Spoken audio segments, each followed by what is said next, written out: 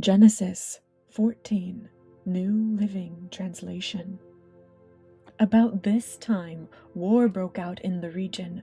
King Armaphel of Babylonia, King Arioch of Elazar, King Chedorlaomer of Elam, and King Tidal of Goyim fought against King Bera of Sodom, King Birsha of Gomorrah, King Shenab of Admah, King Shemember of Zeboim, and the king of Bela, also called Zoar.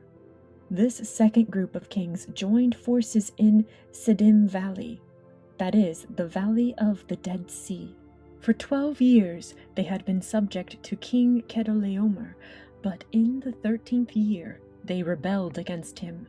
1 year later, Chedorlaomer and his allies arrived and defeated the Rephaites at Ashtaroth Karnaim, the Zuzites at Ham, the Emites at Shaveh Kiriathaim, and the Horites at Mount Seir, as far as El Paran at the edge of the wilderness.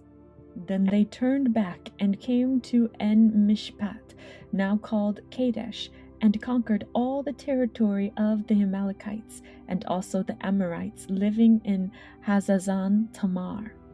Then the rebel kings of Sodom, Gomorrah, Admah, Zeboim, and Bela, also called Zoar, prepared for battle in the Valley of the Dead Sea.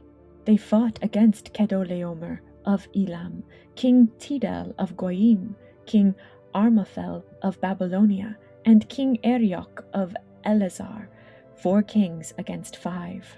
As it happened, the Valley of the Dead Sea was filled with tar pits, and as the army of the kings of Sodom and Gomorrah fled, some fell into the tar pits, while the rest escaped into the mountains. The victorious invaders then plundered Sodom and Gomorrah and headed for home, taking with them all the spoils of war and the food supplies.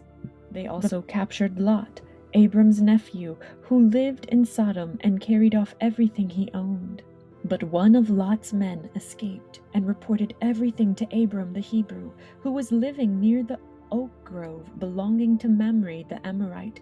Mamre and his relatives Eshcol and Aner were Abram's allies. When Abram heard that his nephew Lot had been captured, he mobilized the 318 trained men who had been born into his household.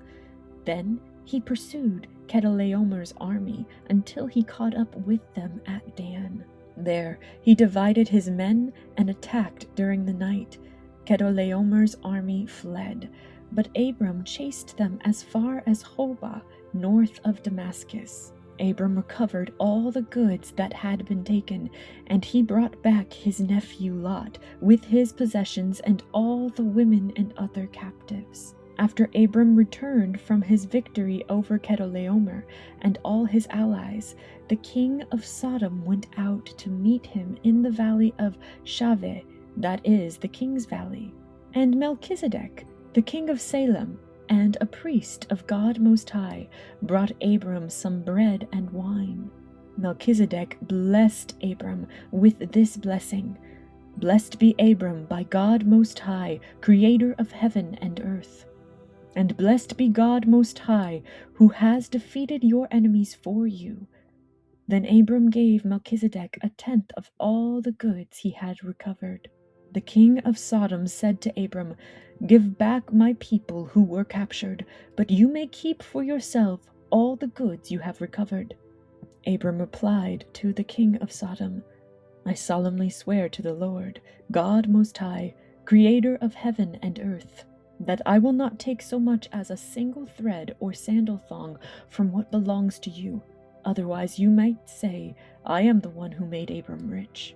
I will accept only what my young warriors have already eaten, and I request that you give a fair share of the goods to my allies, Aner, Eshcol, and Mamre."